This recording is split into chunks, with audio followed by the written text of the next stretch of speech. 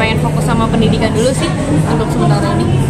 Sudah ada wacana ingin kuliah di mana sih, Zara? Aku tuh awalnya emang pengen masuk PTN, tapi karena aku ngerasa bahwa kalau misalnya aku hiatus atau aku stop berkarir dulu untuk break, menurut aku itu cukup menghabiskan waktuku gitu. Jadi paling kan aku ambil kuliah online, tapi tetap dengan jurusan-jurusan yang sifatnya 11-12 sama karir aku sih, kayak ilkom, bisnis gitu.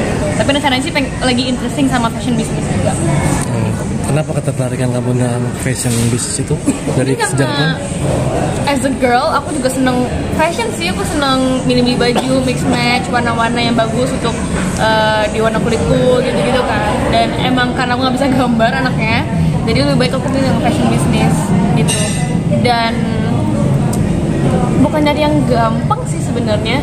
Emang karena dari awal aku masuk SMA-nya udah jurusannya ke IPS, jadi emang mostly yang banyak aku lebih minatin tuh yang theoretical, yang lebih harus mikir gitu-gitu sih. Sharing juga nggak apa-apa? Mau kuliah ini Pak gitu, jurusan apa? Sharing sih pasti. Kayak aku awalnya mau ambil hukum, terus kata ayah, Kak percuma juga sih kalau misalnya kamu ambil hukum, tapi akhir-akhirnya kamu juga bakal nyanyi, bakal acting, gitu-gitu kan. Ya lebih mikirin secara mentally untuk aku. Maksudnya aku pun juga sekolah SMA pun udah burn out banget gitu, harus sekolah besok kerja, sekolah besok kerja, sekolah besok kerja gitu kan. Jadi lebih baik emang kata ayah nyari kuliah yang cukup gampang aja gitu, cukup gampang untuk dipahami dan functional untuk aku nanti di masa depanku. Tapi kendala apa sih, Zar, tadi yang kamu bilang sampai burnout begitu? Kendala apa mungkin yang? Kendalanya mungkin lebih ke kalau physically capek itu mungkin jarang sih, tapi lebih ke deep down my heart aja sih, lebih ke capeknya. Jadi kayak lebih berdasarkan soal kalau misalnya, aduh capek juga ya kalau misalnya harus bangun jam 5 pagi untuk sekolah, habis itu malam kerja sampai jam 11, habis itu pun jam 11 pun juga belum aku ngerjain tugas, belum aku belajar, belum aku gitu-gitu kan gitu. Jadi emang capek, tapi emang itu konsekuensi dari awal juga gitu sih sebenarnya sih. Sempet down nggak, atau cerita ke orang tua gimana dengan kondisi kamu ketika itu sampai? Cerita sih selalu cerita, tapi emang mereka tuh bukan tipikal orang tua yang kayak nggak apa-apa Kak, it's okay gitu, ini bakal worth it kok at the end of the day. Mereka tuh bukan kayak gitu sih, mereka tuh lebih ke memberitahu kalau misalnya apa yang aku lakuin, insya Allah apa yang aku ngelakuin sekarang ini menjadi suatu hal yang baik untuk nanti di masa depanku gitu. Dan mereka pun juga kasih tahu kalau misalnya kan ini konsekuensi. Banyak banget orang-orang yang pengen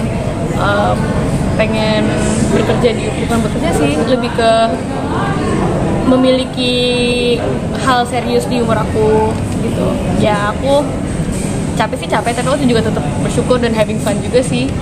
Tapi sempat ngalamin kondisi apa gitu ketika menghadapin situasi seperti kerja dibarengin dengan sekolah? Mungkin lebih pas waktu COVID sih, waktu pandemik.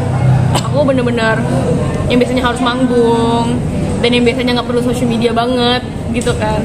Terus setelah adanya pandemik, aku harus menggunakan social media. Aku harus foto-foto, sering sana sini, posting sana situ gitu kan. Dan menurut aku, karena aku tuh anaknya bukan yang social media banget, aku tuh pakai HP itu cuma buat kalau bisa bosen baca buku, HP itu cuma buat WhatsApp doang gitu. Jadi ya technically dengan adanya social media itu cukup ngebothering aku banget. Tapi at the same time aku rasa bahwa ya baik lagi itu suatu hal yang aku konsekuensiin, dan aku rasa bahwa semoga apa yang aku lakuin ya baik gitu. Sempat konseling ke orang itu tertentu gitu? Enggak sih, konseling gitu sih enggak.